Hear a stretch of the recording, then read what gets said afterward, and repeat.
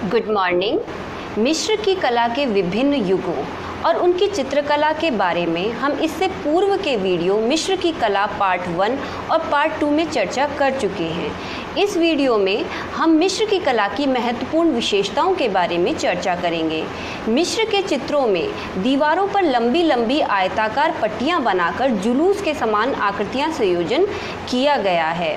जहां कहीं कलाकार ने स्वतंत्रता से कार्य किया है, वहां इसके अपवाद भी मिलते हैं। मिस्र की कला सपाट है, यहाँ परिप्रेक्ष्य या दृश्य भ्रम उत्पन्न नहीं करती। छाया, प्रकाश या रंग से गहराई का प्रभाव भी नहीं दिया गया है। मिस्री कलाकार ने क्षैतिज तथा ऊर्ध्व धरातलों को एक साथ भी चित्रित किया है। किसी व्यक्ति के पैर चित्रित करने के बाद सम्मुख परिप्रेक्ष्य में ही ऊपरी भाग का अंकन कर दिया गया है, मानो ऊपर से देखा गया हो। उद्यानों, तालाबों आदि को भी वर्ग अथवा आयत के रूप में अंकित किया गया है। मानव आकृतियां सीधी, खड़ी हुई अथवा पार्श्व मुद्रा में चित्रित हैं। आगे पीछे की आकृतियां नीचे ऊपर तिरछे क्रम में अंकित रहती हैं। आकृति की प्रमुख विशेषताएं ही अंकित की जाती हैं। निकट और दूर की मनुष्य आकृतियां परिप्रेक्ष्य के बजाय महत्व के अनुसार छोटी बड़ी चित्रित हुई हैं। यह प्राय देवता, राजा अथवा सामंतों के वर्गों में विभक्त हैं।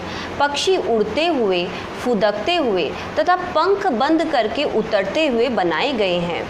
वृषभ गर्दन मोड़कर पीछे देखते हुए, तंग करने वाले बच्चों से दूर भागते हुए अथवा भूमि कुरेदते हुए चित्रित हैं। उनका द्वंद्व युद्ध भी अंकित किया गया है।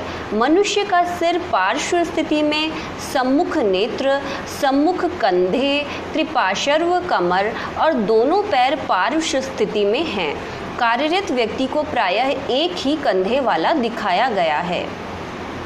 पंक्तिबद्ध व्यक्ति समूह चित्रित करने में सबसे आगे वाली आकृति बनाकर उसके पीछे समान आकार वाली अन्य आकृति वाले अन्य आकृतियों के अग्रभाग का चित्रण कर दिया जाता।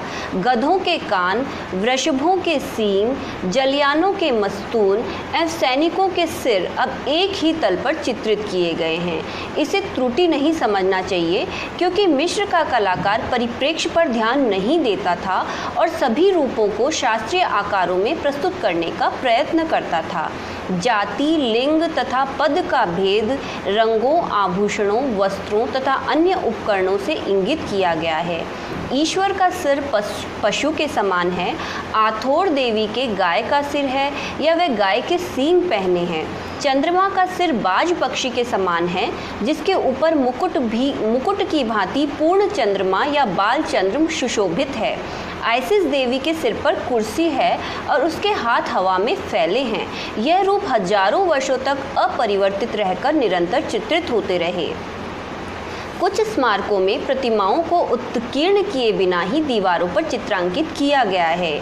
यहाँ बिना पकाई ईंटों अथवा साधारण किस्म के पत्थर की भित्ति पर प्लास्टर चढ़ाकर चित्रांकन हुआ है।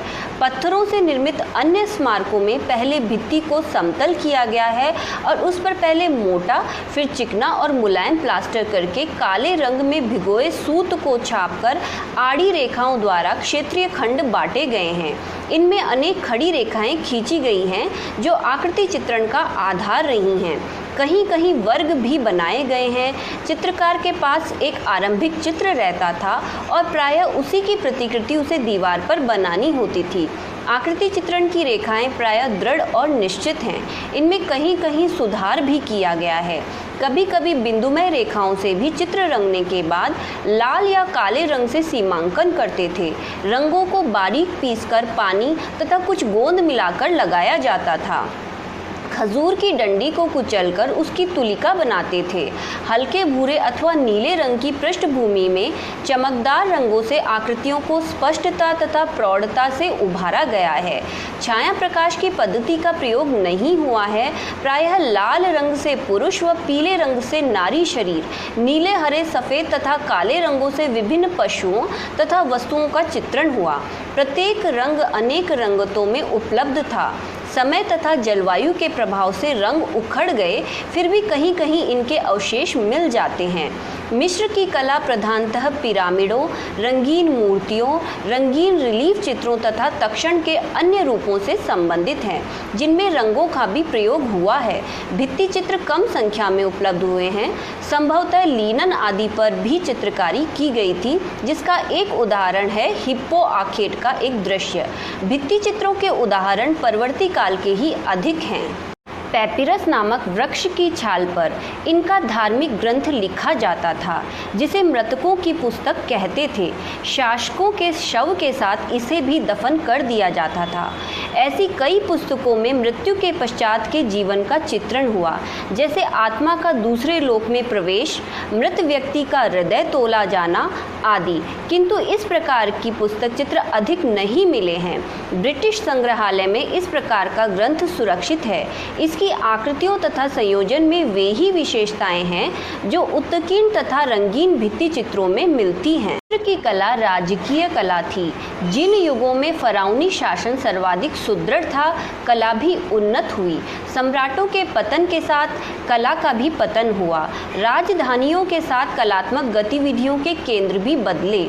थीब्स व मेम्फिस जैसे बड़े नगरों में विशाल चित्रशालाएं स्थापित थी। स्थानीय शासनाधिकारी कलाकारों के संरक्षक थे। प्रत्येक नगर में छोटा मंदिर होता जो संग्रहालय का कार्य करता था। ऊंचे अधिकारी अपने हेतु शानदार समाधियां बनवाते। नील नदी के किनारे बनी समाधियां इस ऐश्वर्य की मौन गाथा कह रही हैं। शिल्पियों ने चित्र व मूर्ति पर कहीं भी अपने नाम नहीं छोड़े। सम्राटों की प्रशंसा में जो अभिलेख लिखे, उनमें उन्हें अनेक गुणों से अलंकृत कहा। उन्हें कारीगर की उपाधि से विभूषित किया गया। मिस्र में सभी प्रकार के कलाकार कारीगर हेमूत कहे जाते। हेमू अर्थात कार्य। मिस्र के लोगों के लिए जीवन की अपेक्षा मरने का अधिक महत्व था। किसी भी फरोहा के जीवन काल में उससे संबंधित चित्र नहीं बने। मरने के बाद ही शव को ताबूत बनाकर कब्र में रखा जाता था। कब्र पत्थर की बनाई जाती थी, जिसका आकार त्रिकोण जैसा होता था। इन्हें पिरामिड कहा जाता। यह पिरामिड ग्रेनाइट पत्थर के बने हैं, जो सबसे मजबूत होता है। ताबूत विभिन्न चित्रों से अलंकृत किया जाता। मिस्र की प्रारंभिक सभ्यता में मरे हुए व्यक्ति के साथ उसकी सभी प्रिय वस्तुओं और व्यक्तियों को जिंदा दफना दिया जाता, क्योंकि इन लोगों की मान्यता थी कि मरने के बाद यदि उस आत्मा ने अपने प्रिय व्यक्ति को याद किया तो वह भटकती रहेगी। इस कारण उसकी सभी प्रिय वस्तुएं उसके आसपास रखी जाती। धीरे धीरे जिंदा व्यक्तियों के स्थान पर उनकी मूर्तियां कब्र में रखी जाने लगी। इससे कला का विकास हुआ। इसी कारण मिस्र की कला को मृतकों की कला कहा जाता है, क्योंकि मृतक के चारों ओर ही कला का विकास हुआ।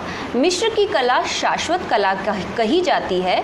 वे कला में शाश्वतता लाना चाहते थे, अतः अपनी मूर्तियां व भवन के निर्माण में पत्थर का प्रयोग किया। कागज या पैपिरस पर बनी चित्राकृतियां हजारों वर्षों तक नहीं रह सकती थी, और चित्राकृतियों का आकार भी इतना विशाल है कि सब लोग इन्हें देख सके। महलों व पिरामिडों के मुख्य द्वारों पर बड़े व भारी पत्थर लगा दिए जाते थे, जिससे धूप व नमी अंदर न पहुंच सके। इसी कारण मिस्र की कला को शाश्वत कला कहा जाता है। मिस्र की कला के दो प्रमुख लक्ष्य थे, वर्णनात्मक और अलंकरण।